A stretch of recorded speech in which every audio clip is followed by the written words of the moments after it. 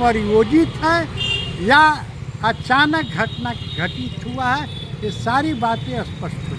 हर धर्म के लोग असुरक्षित हैं। क्यों नहीं संविधान में लाते हैं कि राजनीति, धर्म को राजनीति से बाहर रखा जाए। सहारा इंडिया के बारे में महापंचायत बनाने की बात चल रही है। आपके चैनल के माध्यम से हम कई बार मांग कर चुके हैं कि जिस तरह से झारखंड सरकार ने उच्च स्तरीय आयोग का गठन किया है, उसी तरह से केंद्र सरकार राष्ट्रीय आयोग का गठन करे और सेवानिवृत्त किसी चीफ जस्टिस को इस आयोग का चेयरमैन बनाए और जस्टिस को ही 2 जस्टिस को मेंबर बनाए और जितने निवेशक हैं उनको पैसा लौटाने के बारे में तारीख आयोग निश्चित करे कि कब से पैसा उनको देने की बात है। अब बहुत हो गया, निवेशक लोगों का सब्र का बांध टूट चुका है। अगर सरकार समय रहते निवेशकों का पैसा वापस दिलाने के लिए पहल राष्ट्रीय आयोग के माध्यम से नहीं करेगी तो वो दिन दूर नहीं कि सारा सहारा निवेशक दिल्ली में जाकर के लाल किला के सामने प्रदर्शन और घेराव कि आखिर किन परिस्थितियों में जम्मू कश्मीर से जो है सेना को दूसरे जगह भेजा गया। किस तरह से गृह मंत्री कहे कि आतंकवादी खात्मा हो गया है। हम चाहते हैं कि इस मुद्दा पर अमित शाह को गृह मंत्री पद से इस्तीफा दे देना चाहिए। जब सारे विपक्ष के लोग इस मुद्दा पर सरकार को अपना समर्थन देना चाहते हैं तो सरकार को भी समर्थन लेके सही माने में आतंकवादियों को जो है मर मिटाना चाहिए। दूसरी चीफ जस्टिस भी सुरक्षित नहीं है, उन पर भी दबाव बनाया जा रहा है कि वो जो है सरकार के जो वक्फ बोर्ड है, वक्फ बोर्ड के खिलाफ फैसला नहीं सुना। इसके लिए निशिकांत दुबे का दबाव है। फिर में जो आतंकवादी घटना घटा है उस पर सर्वदलीय बैठक आज रखा गया था दिल्ली में, इस पर आप क्या कहना चाहेंगे?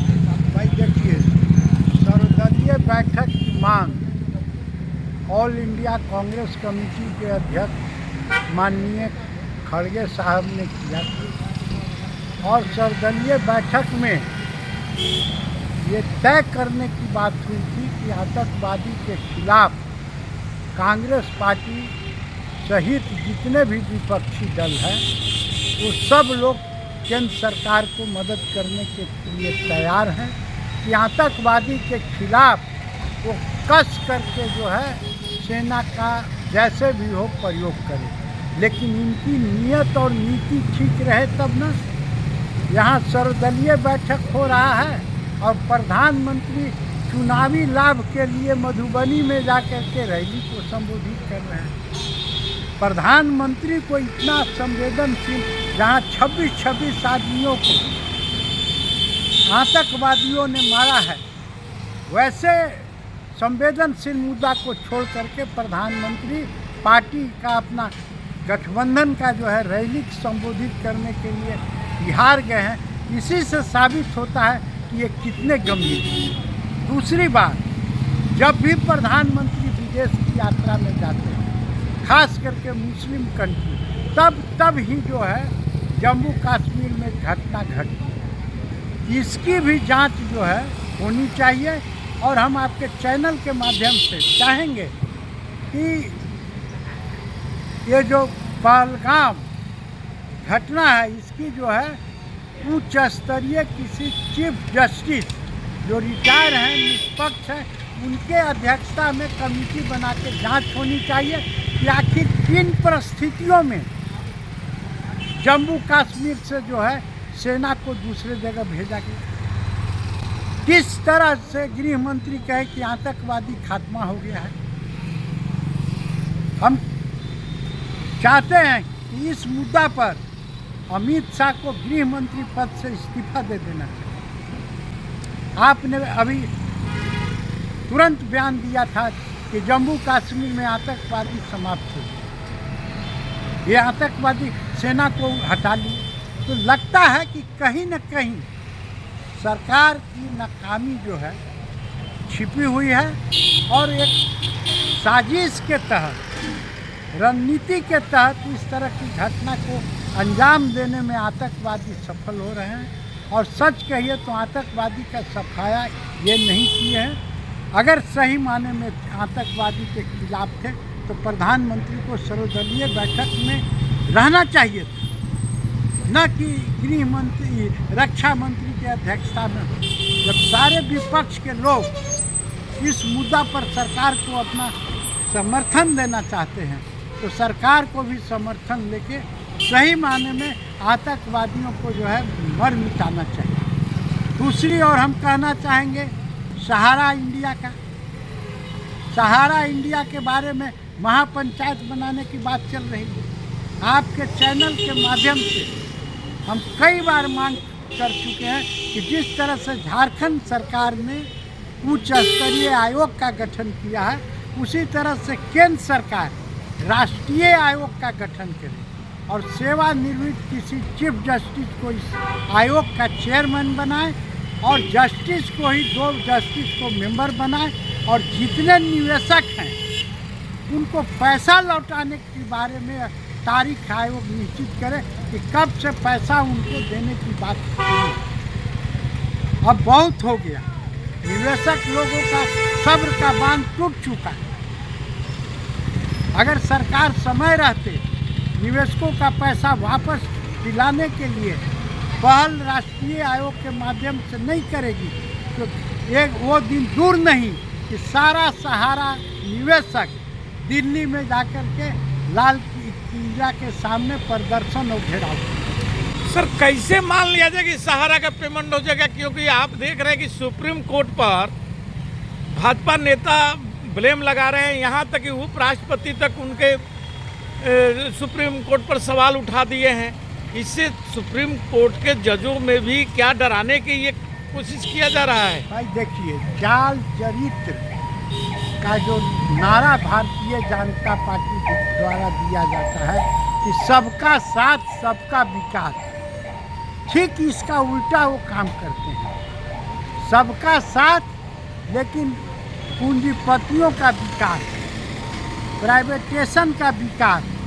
आज देश की हालात कितनी खराब है, चारों तरफ से न्यायपालिका कार्यपालिका पर आक्रमण हो रहा है।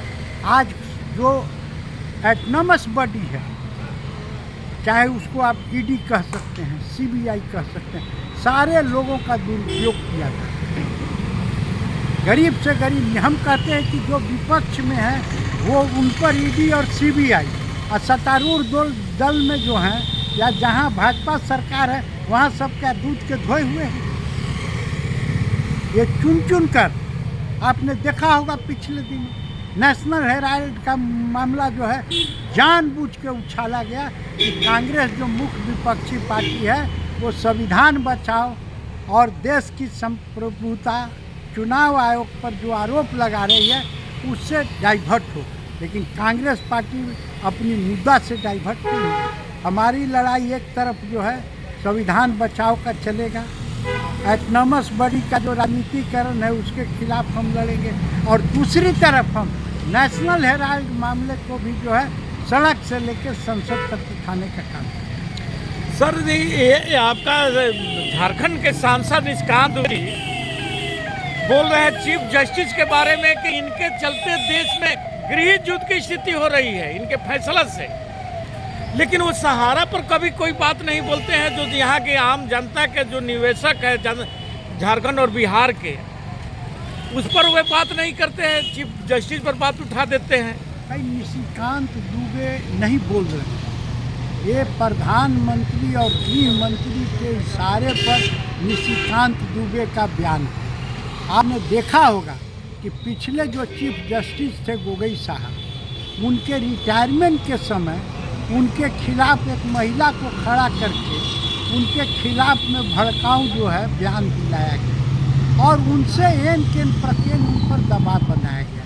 तो आज चीफ जस्टिस भी सुरक्षित नहीं है, उन पर भी दबाव बनाया जा रहा है कि वो जो है सरकार के जो वक्फ बोर्ड है, वक्फ बोर्ड के खिलाफ फैसला नहीं सुना। इसके लिए निशिकांत दुबे का दबाव है कि वक्फ बोर्ड जो सेंट्रल गवर्नमेंट ने लाया है। अरे वक्फ का कानून जो है किसी का बनाया हुआ नहीं है। वक्फ बोर्ड अंग्रेज के पहले का संपत्ति दिया हुआ है और उस संपत्ति का ब्यौरा जो है वक्फ बोर्ड अपने पास रखता है। लेकिन इनको तो कुछ करना नहीं है। इनको तो है कि भाई भाई को आपस में लड़ाना है। मुर्शिदाबाद का घटना हो, बांग्लादेश का घटना हो, ये चारों तरफ चाहते हैं कि हिंदू मुस्लिम अराजकता की स्थिति हो जिसका राजनीतिक लाभ हम कभी ऐसा क्यों नहीं संविधान में लाते हैं कि राजनीति धर्म को राजनीति से बाहर रखा जाए। ये प्रस्ताव पारित होना चाहिए। धर्म को राजनीति अलग रखें। लेकिन आज क्या हो रहा है, धर्म को राजनीति से जोड़ करके अपना फायदा लेने का फायदा लोग कर रहे हैं। कभी भी हमारा संविधान नहीं कहता है कि धार्मिक भावना को जो है आप ठेस पहुँचाएं। लेकिन आज क्या हो रहा है, हर धर्म के लोग असुरक्षित हैं।